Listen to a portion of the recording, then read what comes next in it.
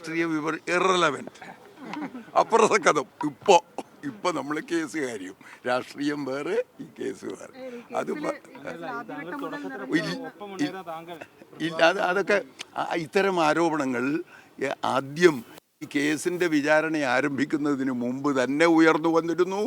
അന്ന് തന്നെ അതിന് വ്യക്തമായ മറുപടി നൽകിയിട്ടുണ്ട്. 58 കൊല്ലം അഭിഭാഷകനായി ഈ പ്രൊഫഷനകത്തിരിക്കുന്ന എൻ്റെ സത്യസന്ധതയും എൻ്റെ എത്തിക്സിനെ സംബന്ധിച്ചുള്ള കാര്യങ്ങളുമെല്ലാം ജനത്തിനറിയാം. അതുകൊണ്ടാണ് 58 കൊല്ലമായിട്ട് ഞാൻ ഈ പ്രൊഫഷൻ്റെ രംഗത്ത് നിലനിൽക്കുന്നത്. കോടതി വിധിയെ സംബന്ധിച്ചിടത്തോളം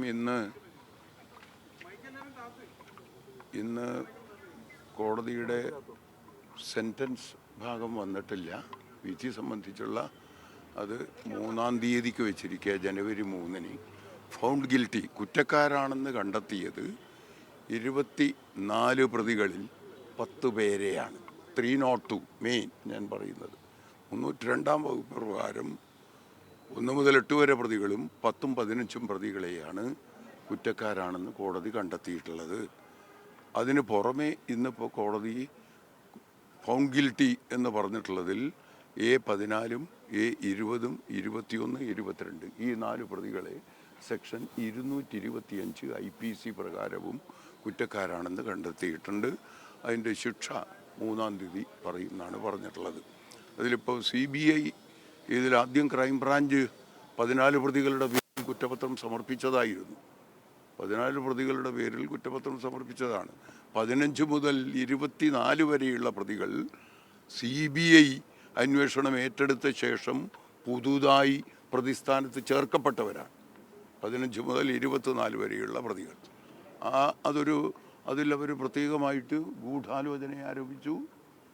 ആ ഗൂഢാലോചനയിൽ ധാരാളം പ്രതികളെ വീണ്ടും പ്രതിസ്ഥാനത്ത് ആഡ് ചെയ്ത് കൂട്ടിച്ചേർത്തുകൊണ്ടാണ് ഉണ്ടായിട്ടുള്ളത്. അതിലിപ്പോൾ എക്സെപ്റ്റ് A15 15 ഒഴിച്ച് 16, 17, 18, 19 എല്ലാ പ്രതികളെയും ഗൂഢാലോചന 120B-യിൽ നിന്ന് കുറ്റവിമുക്തരാക്കി അവരെ വെറുതെ വിട്ടിരിക്കുകയാണ്. അപ്പോൾ CBI കെട്ടിപ്പൊക്കിയ കഥ, ഗൂഢാലോചന സംബന്ധിച്ചൊക്കെ CBI കൊട്ടിപ്പൊക്കി കൊണ്ടുവന്ന കഥ വിശ്വസനീയമല്ല എന്ന് കോടതി കണ്ടെത്തിയിരിക്കുന്നു എന്നാണ് വിധി കൊണ്ട് നമുക്ക് അർത്ഥമാക്കേണ്ടത് എന്നുള്ളതാണ് ഒരു പ്രധാനപ്പെട്ട കാര്യം. അപ്പീൽ നടപടികൾ വളരെ പെട്ടെന്ന് ഇതിന് 3-ാം തീയതി, കാരണം ഇപ്പോൾ കോടതിയുടെ പരിഗണനയിലിരിക്കുന്നതാണ്. അത് 3-ാം തീയതി അന്തിമ വിധി പ്രസ്താവന നടത്തിയതിനു ശേഷം മാത്രമേ അതിനെക്കുറിച്ച് പറഞ്ഞു. അതല്ലാതെ പറയുന്നത് നിയമപരമായ ഒരു സാങ്കത്യക്കുറവുണ്ട്. Right, thank you. രാഷ്ട്രീയ ഇറലവൻറ്റ്, അപ്രസക്തം. ഇപ്പൊ നമ്മൾ കേസ് കാര്യം, രാഷ്ട്രീയം വേറെ, ഈ കേസ് വേറെ. അത് ഇല്ല, അതൊക്കെ ഇത്തരം ആരോപണങ്ങൾ ആദ്യം ഈ കേസിന്റെ വിചാരണ ആരംഭിക്കുന്നതിന് മുമ്പ് തന്നെ ഉയർന്നു വന്നിരുന്നു. അന്ന് തന്നെ അതിന് വ്യക്തമായ മറുപടി നൽകിയിട്ടുണ്ട്. 58 കൊല്ലം അഭിഭാഷകനായി ഈ പ്രൊഫഷനകത്തിരിക്കുന്ന എൻ്റെ സത്യസന്ധതയും എൻ്റെ എത്തിക്സിനെ സംബന്ധിച്ചുള്ള കാര്യങ്ങളുമെല്ലാം ജനത്തിനറിയാം. അതുകൊണ്ടാണ് 58 കൊല്ലമായിട്ട് ഞാൻ ഈ പ്രൊഫഷൻ്റെ രംഗത്ത് നിലനിൽക്കുന്നത്. അതുകൊണ്ട് അത്തരം ദുരാരോപണങ്ങൾക്ക് മറുപടി പറയാൻ ഈ സന്ദർഭം ഞാൻ വിനിയോഗിക്കുന്നില്ല. എൻ്റെ പൊളിറ്റിക്സിനെ കുറിച്ച്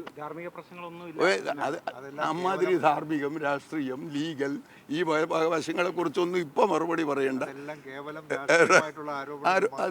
വേറെ കാര്യമില്ല.